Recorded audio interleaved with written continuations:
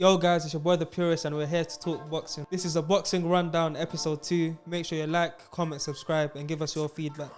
Don't forget the podcast is live every week. We're going to have a few special guests coming in for the next couple of weeks where there is less boxing. Obviously tier 4, we're having to do things over Zoom. So keep posted. We've got some very interesting guests for you guys to watch. Alright, let's get straight into it. Canelo Alvarez, he beats Callum Smith with a 12-round unanimous decision. Canelo Alvarez, he's looking like the pound for pound best fighter in the world. He's about 5'8", he's like my height. I'm a bit taller than him actually. And he's fighting guys who are 6'3". I have to strain my neck to look at someone who's 6'3" when they're right in front of me. And Canelo's going in there and just beating them up.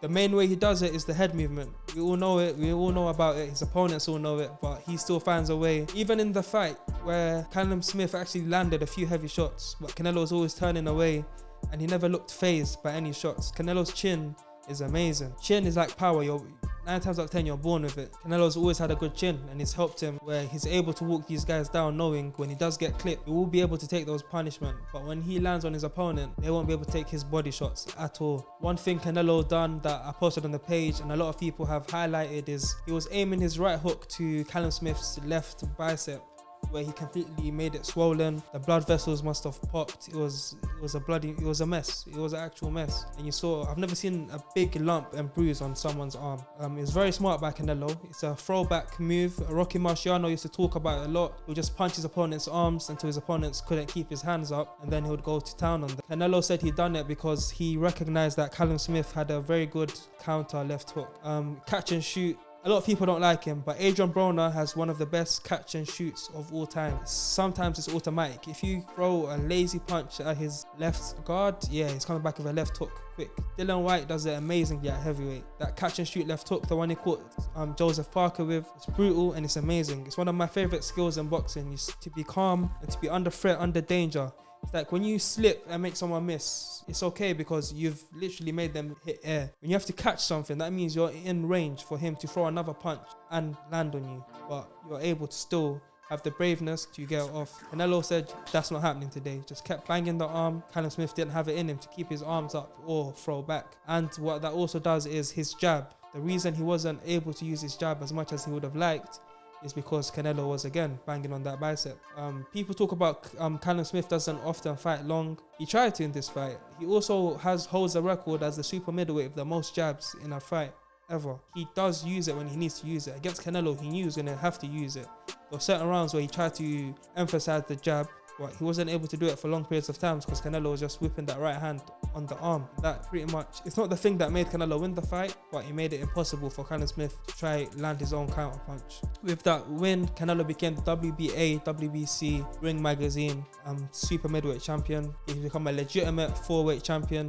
He's been unified at junior middleweight. He's been unified at middleweight with 3 belts. He's been unified at super middleweight with 2 belts. He's had 1 belt at light heavyweight. It will be good to see him become the undisputed champion at any weight. His pound for pound claim, he's been unified multiple divisions. He's a multi-division champ, obviously. Ring Magazine in 3 weight classes now. The names he has fought is unrivaled in boxing right now, so having him as your number 1 is pretty much automatic. Although people in the comments, I do hear you can't have a drug cheat as your number 1, which is what a lot of people say. And if you look at Canelo Alvarez, it's not speculation as to whether he has had drugs in his system before. He has had drugs in his system before. Something I say is any fighter that you look at who rehydrates 15 to 20 pounds, I automatically assume you are a drug cheat. Now people are going to be like, oh, how can you say that and whatnot, but I think it was Nate Diaz who said it best. They're all on steroids. It's not a new thing, it's a common thing. Combat sports, most of the people at the highest level to get there and sustain that greatness, a lot of them are taking steroids. Make no mistake about it. Most of these fighters, most of your favorite fighters are on steroids. It's a fact.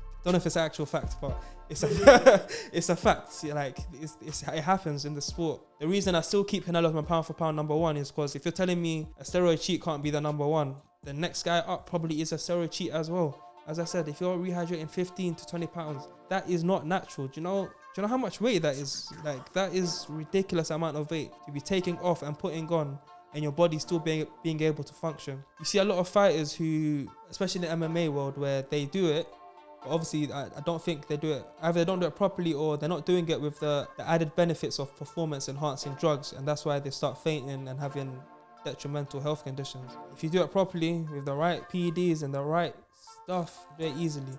Again, any fighter you see 15 to 20 pounds rehydration, likelihood is they are on steroids. Canelo and those people, they can't sue me for saying they might be on steroids because they've tested positive for steroids. Okay, it wasn't steroids, it was PEDs, but he's had performance enhancing drugs in his systems before. To say he had a 6-month ban because of performance enhancing drugs, he has used performance enhancing drugs. That's not speculation, that's facts. His next fight, where does Canelo go from here? He has a mandatory with Avni Yildirim, where they're looking like they want to fight him in February. A quick turnaround. Canelo's probably thinking, let me just knock him out early February, probably take me about 4 or 5 rounds. Took Eubank, I think it was 3 rounds. Canelo going against Avni Yildirim. It's not going to be pretty, innit? So yeah, Canelo gets him out of there, and then probably we'll look for Cinco de Mayo, where he's not going to have a tough fight against Yildirim. Go on Cinco de Mayo. Gennady Golovkin fought the day before Canelo. He fought on the Friday night against Szermeta. He put in a decent performance, won in a 4th round knockout, I think it was. He was stopped on his stool where he was in no position to enter the next round because he was just getting battered and battered and battered. I liked Golovkin's post-fight interview. I low-key miss Golovkin, he's very cute, I'm not gonna lie. His post-fight interviews, they're amazing. I like the way he's like playful in the way he just absolutely batters people. He'll batter you and then smile and be like, oh, he had no chance. You know, he has that voice, he has that boyish smile, and it's just, yeah, it's fun to watch him and it's fun to watch his interviews. Again, I think it was a mandatory for Golovkin, but his level of opposition is shocking.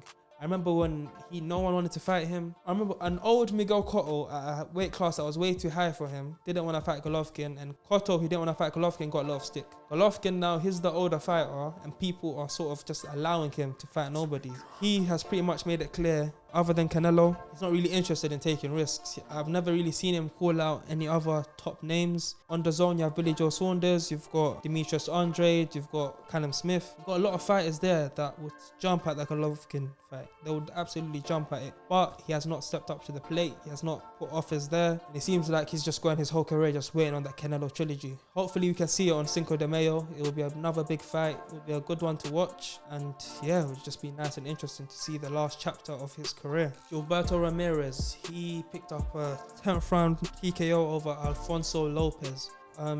There's not much really to say about the fight. Lopez is not really a credible challenger. It feels as though Gilberto Ramirez, he was trying to grow into the light heavyweight division after being the super middleweight champion for a while. COVID hit, he's got the ring rust off. I do believe he was the super champion at super middleweight, so he should have a world title opportunity lined up at light heavyweight very soon.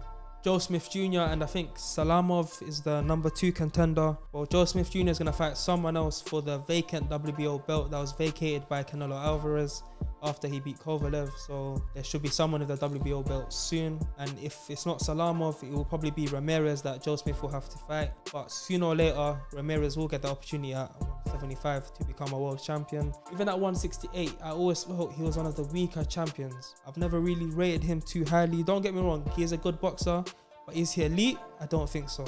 And I think against light heavyweight, you've got some big dogs there. He's a small light heavyweight now because obviously he just moved up from 168 pounds. Bivol, I think, would eat him alive. Beterbiev would kill him. Joe Smith, that would be a good fight because Smith is a very big puncher. He's learning how to box, but he's not a boxer. He can be outboxed. And Gilberto Ramirez will have the advantages in that fight, and it'll be interesting to see how it plays out. Will Joe Smith be able to get to him? Can Ramirez be able to keep him at bay with the jab, the straight punches? The first time I ever watched Ramirez fight, I thought this guy is absolutely incredible, but the more and more I watch him, the more and more he seems to let me down. I don't really have too much trust in him to be able to beat the top guys. On the undercard of that, we had Michael Huntner, who picked up a 4th round knockout over Sean Loughery. I had to look down and read it twice to make sure I wasn't reading the wrong name. I don't know what heavyweights they've got out there for him, but they need to do better than that. He was at Matchroom. Of course, Matchroom have a lot of heavyweights. He was not a priority, especially when there's no ticket sales. just about your name and whether the British public are interested in you, which they probably aren't. They don't have too many American heavyweights, but him versus Hrgovic would have been a good fight. Him versus Ruiz, Ortiz, anyone. Michael Hunter versus anyone is a good fight, but he seems to be low reward. I don't want to say he's high risk because he's a much smaller guy. He's a medium risk, low reward. There's no real reason to fight him, so that's probably why he's not getting the opportunities. Back in the UK, we had Craig Richards become the British light heavyweight champion, knocking out Callum Peters. I think it was the 9th or 10th round. Craig Richards pretty much dominated. I said it in the podcast before. Richards, very good fighter, very underestimated. We've got an interview of him coming up very soon for you guys. Make sure you do watch out for that one on the podcast. Subscribe to the podcast. Make sure you subscribe to the YouTube page. If you get your podcast from Apple, Spotify, wherever, make sure you give us a follow. Yeah, so make sure whatever platform you get it from, make sure you follow. Leave us a review. We're gonna have a lot of good content coming for you guys. We're gonna be interviewing a lot of boxers, a lot of coaches, a lot of managers, anyone inside the game of boxing. We're gonna try to get them onto the platform. So yeah, Craig Richards, he put up a very good performance, stopped his man very late. It's weird to have a boxer whose punching ability and boxing ability is underrated. In the interview, we go more in depth into why, and we'll post that as a separate clip on YouTube as well if you're interested. It's of his own doing, but what it does help him is his opponents do underestimate him. Once you underestimate him, you face the same fate that Jake Paul, Andre Sterling, and now Callum Peters have faced, which is you will get knocked out, you will get hurt, you will get dropped. You will realize this guy is not someone to be played with. Craig Richards continues his winning streak. He's fought a slew of other contenders at British level, and it will be interesting to see where he goes from here. Before that, we had another big domestic dust-up between Anthony Yarde and Lyndon Arthur for the Commonwealth light heavyweight title. Obviously, Lyndon Arthur won a 12-round unanimous, I think it was a split decision actually, but pretty much most of the world thought that Lyndon Arthur won the fight. He just dominated with the jab. Yarde said you can't win a fight with just a jab. You need to talk to Larry Holmes, mate, because that's all he done for his whole career. He won multiple fights just from the jab alone. Obviously, he would use right hands in that sparingly, but Arthur had broken his right hand.